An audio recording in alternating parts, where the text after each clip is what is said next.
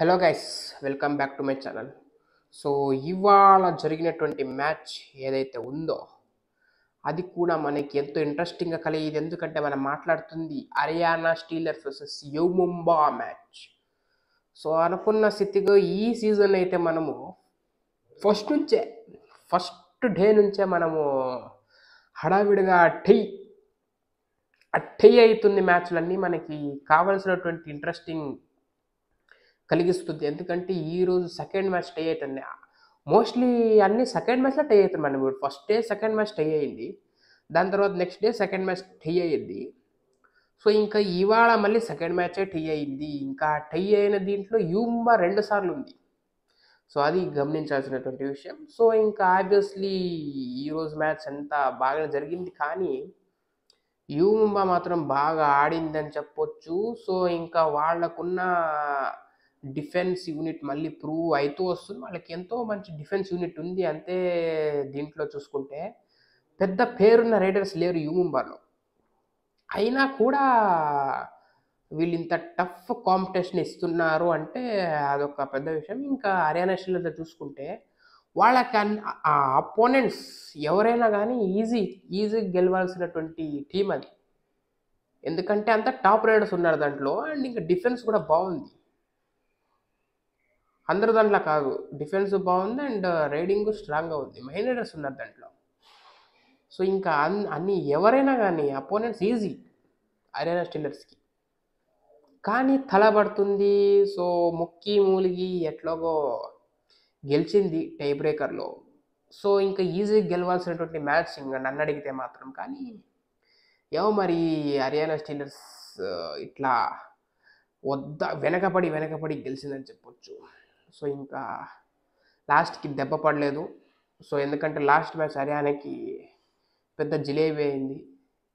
So ఈసారి gulab jamun తిన్నారులేండి. So ఇంకా you ముంబాకి 2 మ్యాచ్లు లక్కీగా గెలిచారు, కానీ థర్డ్ మ్యాచ్ లక్కీ లేదు.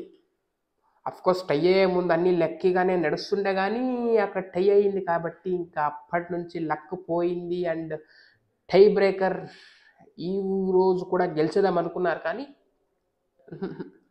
లేదన్నది, వద్దన్నది, కుదరదన్నది, గెలవకూడదన్నది.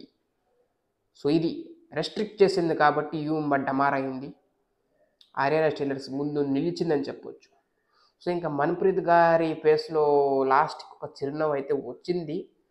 సో ఓకే, వాళ్ళని అట్లా చూడడం. కానీ హర్యానా స్టీలర్స్ అడిగితే మాత్రం స్ట్రాంగ్ టీం ఈ సీజన్లో, కానీ కొద్దిగా తలపడుతుంది. ఎందుకంటే రైడర్స్ బాగున్నారు అక్కడ. మనం నవీన్ ఎక్స్ప్రెస్ చూసుకుంటే ఈ మ్యాచ్లో బాగా ఆడాడు. సో వాళ్ళకి సపోర్టింగ్గా అక్కడ ఉన్నారు.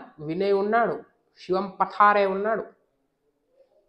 సో మనకు శివం పఠారే గురించి చెప్పాలంటే తను వన్ ఆఫ్ ద బెస్ట్ రైడర్గా ప్రూవ్ అవుతున్నారు. ఇంకా లాస్ట్ సీజన్ను ట్రోఫీ ఇచ్చినప్పుడు మనం గమనించాల్సిన విషయం అంటే వినయ్ అండ్ శివం పఠారి ఇద్దరే ఉన్నారు.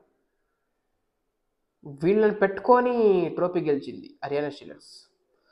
సో ఈ సీజన్ వాళ్ళకి ఎక్స్ట్రా ఇంకొకరు యాడ్ అయ్యారు. అది కూడా పెద్ద ప్లేయరే, నవీన్ యాడ్ అయ్యాడు కాబట్టి వీళ్ళకి ఇంకొద్దిగా ఎక్స్ట్రా బూస్ట్ వచ్చింది. కానీ వీళ్ళకి దెబ్బేడు పడ్డదంటే లెఫ్ట్ కార్నర్ స్ట్రాంగ్ లేకుండా ఉండకపోవడం. ఎందుకంటే షాద్లుని తీస్తారు.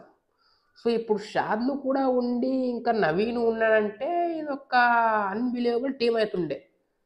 కానీ లేకపోవడంతో కొద్దిగా వీక్నెస్ కూడింది. కానీ ఇంకా ఒకడి ఇంకేం చేసుకుంటాడులే అనొచ్చు. కానీ వాడు చెప్తున్నా కాబట్టి, ఎందుకంటే ఇట్లా అయింది. సో ఒక్కడే ఏం చేస్తాడని కాదు, కానీ ఇప్పుడు తను ఉంటే కూడా కొద్దిగా కాన్ఫిడెన్స్ ఎక్స్ట్రా బూస్ట్ అవుతుండే కాబట్టి లెఫ్ట్ కార్నర్లో మనకు ఆ వీక్నెస్ లేకుండా ఉండుండే కదా. సో ఇంక వారు వేరు ఇంకొకరు ఎవరైనా తీసుకుంటే కూడా బెస్ట్ ఉండే. కానీ అట్లా పెద్ద ప్లేయర్ ఎవరు తీసుకుని ఇప్పుడు. సో ఓకే, ఇరానియన్ కాకపోతే ఇప్పుడు పజల్ని తీసుకున్నా ఓకే.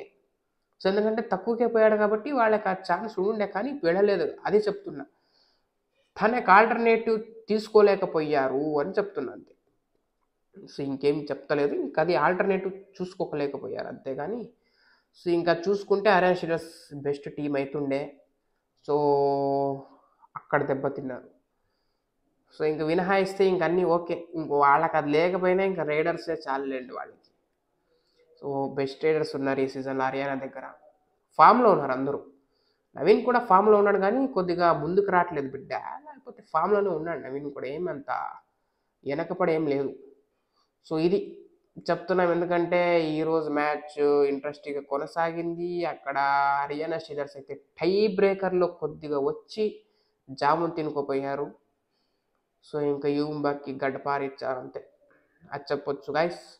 సో ఇది వాటి వీడియో. ఇంట్రెస్టింగ్గా ఉన్నటువంటి మ్యాచ్ చూసుకొని ఇంకొకసారి హైలైట్స్ చూసుకొని ఎంజాయ్ చేసుకోండి. సో నా రివ్యూ నచ్చితే ఒకసారి సబ్స్క్రైబ్ చేసుకోండి అని చెప్పుకుంటూ, so meet next day guys, bye.